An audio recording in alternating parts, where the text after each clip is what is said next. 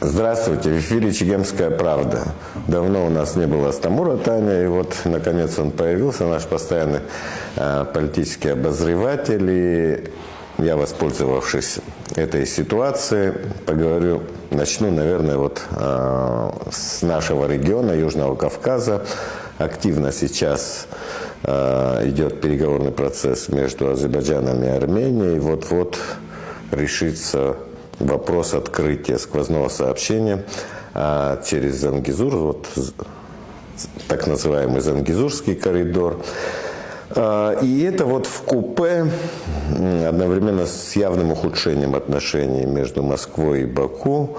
То есть я вот хотел бы как-то, чтобы ты рассмотрел перспективу вообще и коридора, и потом мы уже поговорили, наверное, о взаимоотношениях там, Москвы, Баку, временное или постоянное, и вообще как это отражается на регионе в целом и на нас в частности. Добрый день. Я тоже рад приветствовать после долгого перерыва. Естественно, это происходящие на Южном Кавказе события геополитические самым прямым образом на нас влияют. Мы традиционно эту тему с тобой в этой передаче обсуждаем уже несколько лет. Можно сказать, мы с завидной регулярностью говорим о вопросах транзита. Потому что геополитика – это вещь же не абстрактная. Она строится вокруг влияния на коммуникационные пути. Одним из каковых, несомненно, является Южный Кавказ. Первый этап изменения этой конфигурации начался еще в первой половине 90-х годов, когда был подписан контракт о строительстве нефтепровода Баку-Тбилиси-Джейхан.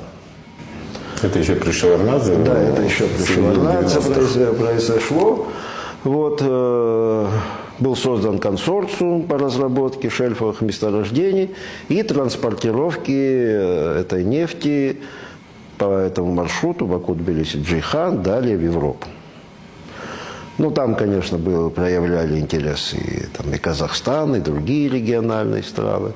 И внерегиональные акторы активно в этом участвовали. Фактически тогда был запущен, эта новая коммуникация, она фактически изменила конфигурацию этой коммуникации, которые обычно проходили, поскольку регион находился под патронажем России, коммуникации проходили в российском направлении. Тогда тоже была идея, что основной путь пройдет через Новороссийск, но события в Чеченской Республике помешали реализации этого проекта. И основным путем стал Баку-Тбилиси-Джейхан. И главным таким, можно сказать, коммуникационным узлом стала тогда Грузия для Южного Кавказа. Сейчас мы наблюдаем второй этап. После Карабахской войны и вследствие того, что Армения находится в такой коммуникационной изоляции от своего традиционного союзника России, она вынуждена исходить из тех реалий, которые вокруг складываются. Сейчас принято говорить, что во всем Пашинян виноват или какие-то там внутренние какие-то прозападные силы. Всегда влияет объективно складывающаяся ситуация. Если представить, что там был бы сейчас не Пашинян, а кто-то другой, то, возможно, Армении пришлось бы еще на какие-то большие уступки в результате каких-то военных событий идти. То есть, фактически, она идет на эти уступки под очевидным военным давлением. Естественно, происходит усиление роли Турции и на Южном Кавказе, или, как принято у нас говорить, Закавказье, и в Центральной Азии. И, конечно, для нас так эта ситуация тоже не может совсем благостно развиваться. Она чревата многими опасностями, потому что может произойти столкновение интересов на каком-то этапе, не обязательно напрямую военное, но какое-то конфронтационное противостояние может возникнуть в регионе. Сейчас внимание России отвлечено от этого региона. Вот. И она объективно заинтересована в поддержании таких ровных, если не сказать, ну, дружескими не назовешь, но ровных взаимоотношений с Турцией по многим причинам. Вот. Но может произойти такое, рано или поздно такая ситуация, когда эти интересы схлестнутся. Потому что Турция, очевидно, является бенефициаром того, что произошло в Сирии, на севере Африки ее позиции усиливаются. Вообще она превращается, помимо того, что самое сильное тюркское государство, но она фактически лидером такого нового пантюркистского движения становится на наших глазах. Вот. И ну вот мы много раз говорили, компенсировать вот эти изменения могло бы открытие транзитного сообщения через Абхазию на Южный Кавказ. Это я вот еще закончу. Это не в плане конкуренции даже с тем, что происходит в восточной части Южного Кавказа, в Зангезуре. Вот. А в плане гармонизации, что ли, интересов. Чтобы у всех акторов была возможность не подозревать друг друга в том, что они пытаются какие-то преимущества для себя создать. Вот. Это помогло бы компенсировать. Для баланса. Да, служить балансу интересов. Да. Но в этой связи все-таки открытие, там, допустим, Зангезурского коридора, оно значительно как бы обновляет те козыри или те пожелания, которые были у разных игроков в этом регионе. За интересантами, допустим, открытие сквозного коридора изначально там вот в регионе смотрелась и Армения. Армения, которая была отрезана от мира, и вот это окруженная там врагами, условно, там с одной стороны там Турция, с другой стороны Азербайджан, и то есть для нее это вот как бы связующее звено с ее главным союзником тогдашним, Россией было. Сейчас Армения, получив там Зангезурский коридор, ведь Зангезурским коридором воспользуется не только Азербайджан, но и сама Армения. Для нее это вот как бы некая связь через Турцию, через... Кстати, Трамп проявил заинтересованность. Да, это, да, и я как бы уже, это уже детали, да, как бы то, что... Очень такая деталь существенная. Да. То, что как Трамп заявил о том, что дорога, как бы он предложил Америку в качестве управляющей стороны над этим Зангезурским коридором. Так вот, мнение Ирана уже почти никто не спрашивает в этом контексте. Да, это вот я забыл сказать, что ослабление Ирана также оно создает лучшие условия для реализации. Это, тем более с участием США. С другой стороны, вот из этой схемы как-то мы забываем про Грузию. Грузия, вот при том статус-кво, который существовал там еще несколько лет назад, да, она была центральной фигурой вот всех этих проектов, да, в силу того, что, опять же, Армения с Азербайджаном воюют, в конфликте находятся, там все дороги так или иначе шли через Грузию. Все эти коридоры, все эти Баку-Джейханы, они проходили все эти нефтяные, газовые ветки, все эти великие шелковые пути и так далее, все проходило через территорию Грузии. Сейчас вдруг Грузия понимает, что то есть ее значение может снизиться, да. Значительно снижается, учитывая то, что вот Зангезурский коридор появляется, и Азербайджан спокойно может не только там автомобильную, железнодорожную там как бы линию провести, магистраль провести, но и все свои нефтепроводы, газопроводы, как бы минуя территорию Грузии, там, будущие там, все эти магистрали запустить туда, по этому Зангезурскому коридору, и тем самым как бы Грузия как бы начнет терять свою роль и, естественно, в общем-то, и дивиденды со всех этих, со своего вот этого положения. Насколько теперь вот интересно, допустим, тогда вот эта дорога интересна была России, открытие сквозного железнодорожного движения было интересно России, Армении, Ирану.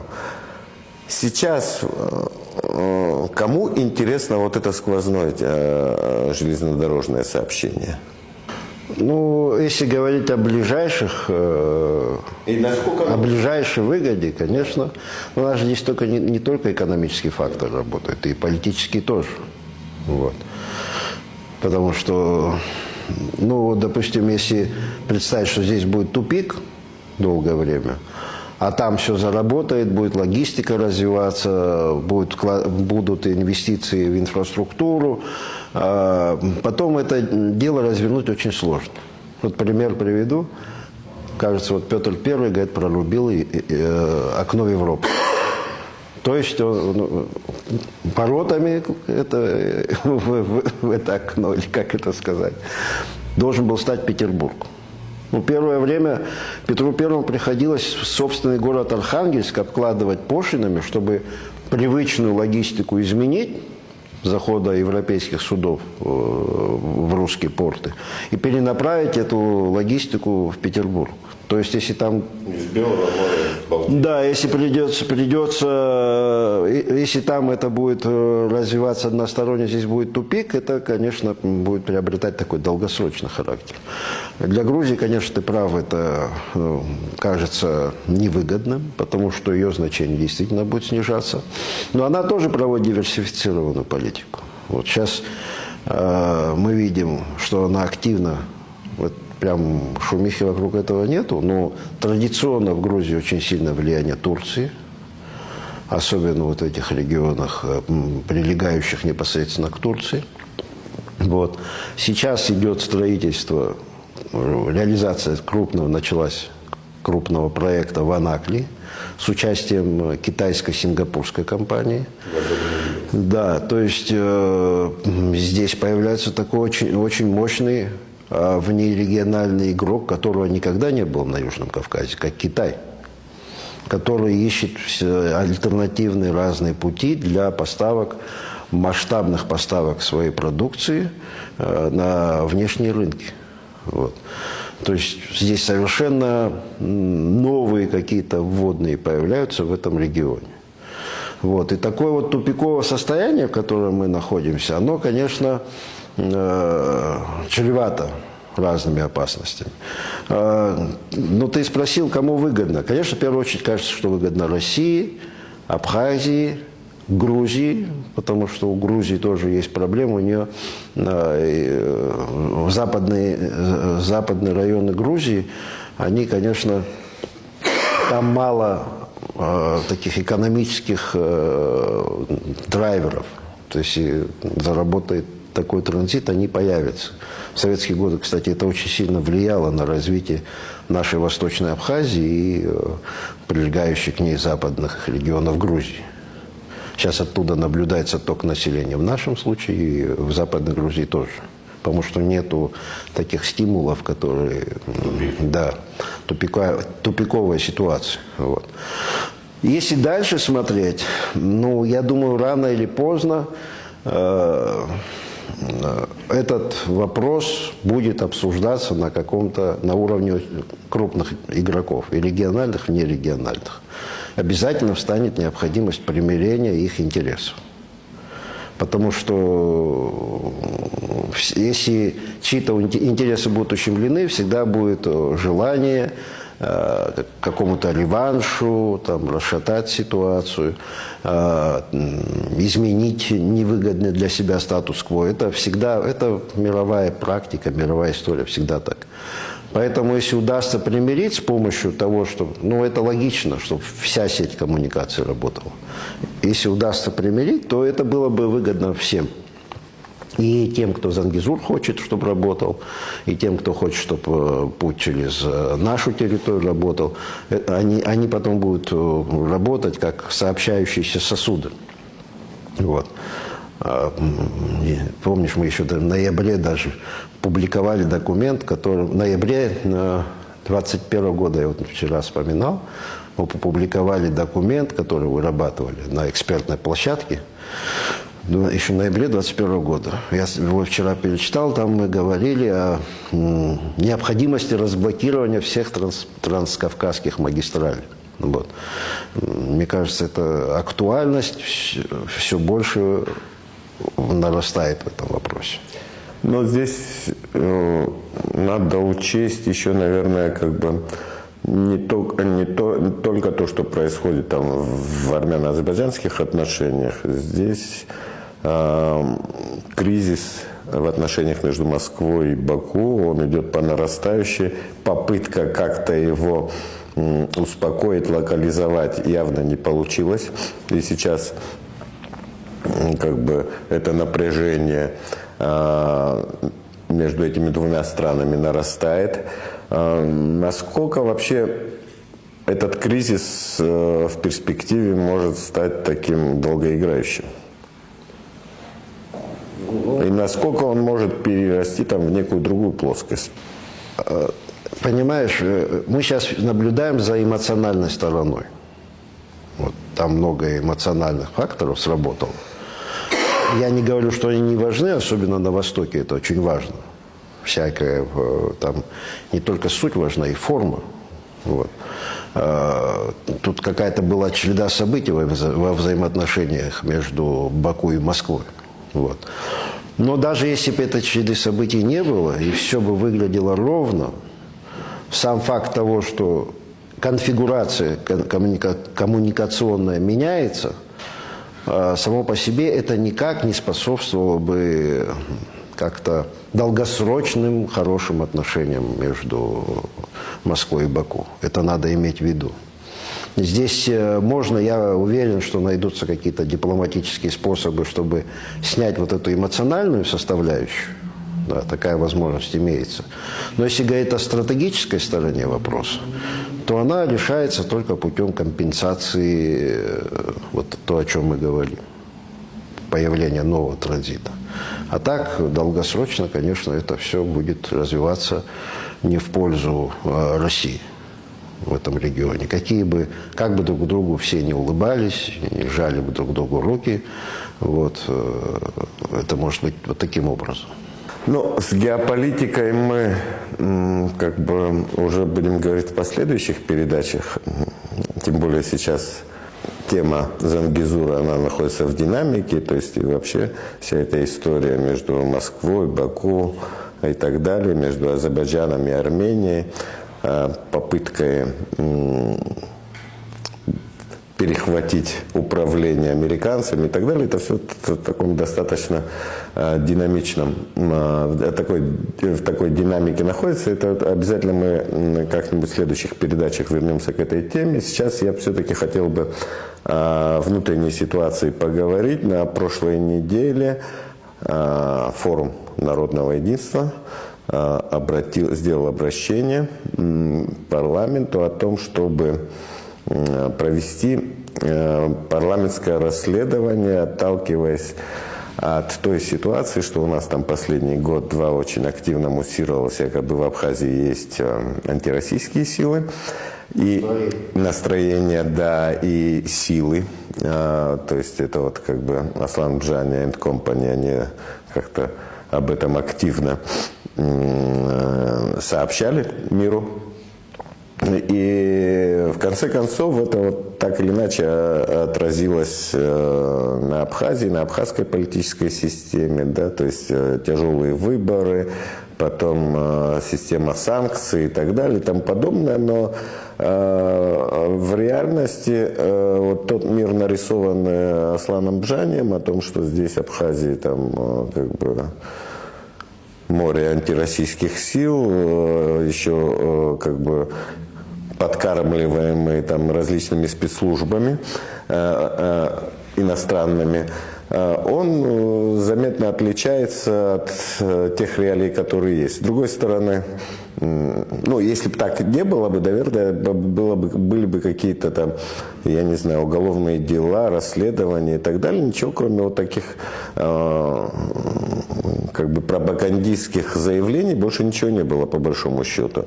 Но, тем не менее, вот этот осадочек остался, и мне кажется, это очень верно, наверное, что все-таки вот Форум Народного единства, одна из самых крупных оппозиционных организаций, делает такое обращение. Как тебе вообще это обращение? Ну, там не только форум, другие тоже делали заявления. Вот. Ну, вообще, честно говоря, вот это вот антироссийские настроения, вообще настроение, так что за категория?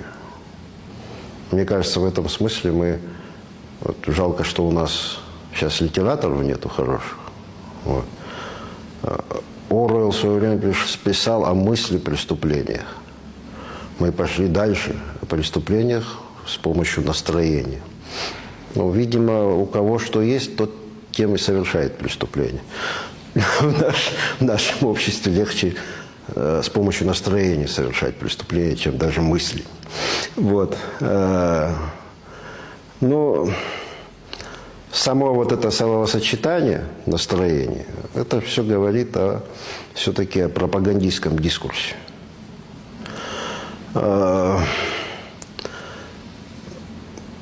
Этот пропагандистский дискурс создал действительно большие проблемы. Он посеял в настроениях нашего общества какие-то такие подозрения. Вот. С этим обязательно нужно работать. Этот дискурс надо обязательно, как сказать, дискурс менять. Вот. Дискурс надо менять. Вот. И в этом направлении, прежде всего, нужно работать власти. Какие-то важные шаги ею были сделаны по стабилизации ситуации. Во-первых, гораздо меньше токсичных представителей, которые прямым образом влияли на ситуацию в Абхазии. Вот. Потом пропаганда власти тоже изменилась. Не поддерживается этот такой дискурс, потому что, видимо, осознали, что это создает и на долгосрочную перспективу может повлиять. На анонимные помойки, которые активно поддерживают власть, они как бы в своей риторике, они остаются... Я не знаю, насколько они поддерживают власть. Скорее всего, там другие интересы видны. Честно говоря, мне кажется, что там нету такой прямой связи с действующей властью. Вот. Но, во всяком случае, это было бы для нее глупо. Никаких дивидендов это для нее не приносит. Вот. Но, мне кажется, надо двигаться в этом смысле дальше. Здесь объективно и оппозиционные силы, и властные силы, они заинтересованы в том, чтобы ситуацию в Абхазии стабилизировать. Потому что вокруг происходят очень серьезные события. И нужно иметь достаточно консолидированное общество, чтобы суметь управлять этой ситуацией и при этом поддерживать баланс наших интересов и нашей безопасности. Вот. Мне кажется, здесь необходимо все-таки попытаться выработать какую-то повестку позитивную, вот, определить красные линии. Я не думаю, что в зависимости от того, кто во власти находится, а кто нет, что этим людям меньше абхазское государство нужно, чем кто-то из них меньше заинтересован. Красные линии для кого? Для всех, для всего нашего общества. Вот. Для всего нашего политикума. Во главу угла, мне кажется, должно быть положено суверенитет Абхазии обязательно. Ее гармоничные союзнические отношения с Россией. Вот. Решение ключевых для нас вопросов, таких как экономика, демография, язык. На самом деле мы, вне зависимости, будут происходить какие-то мощные геополитические потрясения вокруг нас, или военные события какие-то будут. Предположим, что у нас все ровно развивается. Но если даже вот представить, что у нас все хорошо, это не снимает с повестки вопрос того, что мы являемся вымирающей нацией. Но с нами серьезные очень изменения произошли. К сожалению, мало применяем науку для решения этих проблем. Ну, допустим, быстрая урбанизация произошла в результате войны, вот, которая не соответствовала этим экономическим каким-то процессам, естественно, в Абхазии. Сокращение рождаемости как следствие урбанизации. Потом, ну, мы же видим даже, что в деревнях происходит с абхазским языком. Мы можем посмотреть хотя бы на руководителей наших политических, что официальных, что оппозиционных. Среди них все меньше людей, которые выступают публично на абхазском языке. У нас есть закон, кстати, об абхазском языке. Но он остался в такой ритуальной у нас сфере. Понятно, что его невозможно реализовать, сказать, завтра все заговорили на абхазском. Да, но это же гигантская проблема. Зачем такое государство нужно, в котором нет абхазского языка? Вот. Да, для чего оно? Какие оно функции будет выполнять? Ну, не функции сохранения абхазского народа точно. То есть, если... Я не пытаюсь увести в сторону твой вопрос. Я считаю, что просто какие-то выдергивать конфронтационные факторы нам ничего не даст. Надо хотя бы попытаться уже выйти на следующий уровень самосознания, ну, осознать, в какой ситуации мы находимся, и, может, на этой почве заняться совместной какой-то деятельностью. Вот. И это, естественно, должно будет сопровождаться и соответствующим пиаром, и работой, и заявления нужны, и полемика, все-все. Но желательно, чтобы это вокруг того, что решает нашу главную задачу, наше выживание, чтобы это происходило. Вот. Мне кажется, что нужно предпринять эти попытки. Потому что, вот, мне кажется, вот, нынешняя власть, у нее вот, было бы ошибочным лавировать между, допустим, провластными силами или оппозиционными. Или еще хуже, лавировать между различными группировками, которые так или иначе заявляют о своей поддержке. Здесь нужно опереться на все общество. Вот у нас самые успешные правления, они связаны с тем, что лидеры опирались на все наше общество. То есть отвечали чаяниям всего нашего общества. Иногда общество не может само сформулировать. Оно интуитивно чувствует проблемы, но оно сформулировать не может. Но для этого существуют, наверное, политические элиты. Они должны сформулировать набор проблем, и как они будут их краткосрочно решать, долгосрочно решать, какие меры для этого, экономические должны быть приняты, политические. Вот вокруг этого, мне кажется, можно было бы выйти к чему-то позитивному для Абхазии.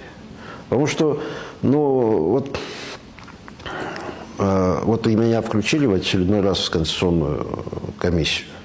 Вот. Ну, честно говоря, я первый раз, когда недисциплинированно не хожу туда. Ну, во-первых, потому что я считаю, что этот вопрос сейчас не имеет такой острой актуальности, к сожалению. Потому что мы период относительной стабильности просто пропустили, ничего не сделали в этом направлении.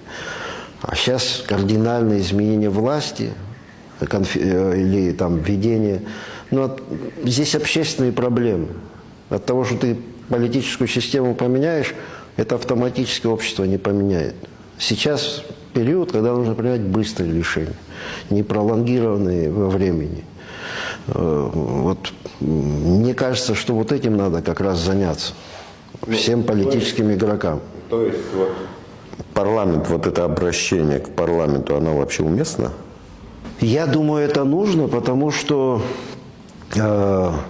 неповадно должно быть, во всяком случае, как минимум. Потому что это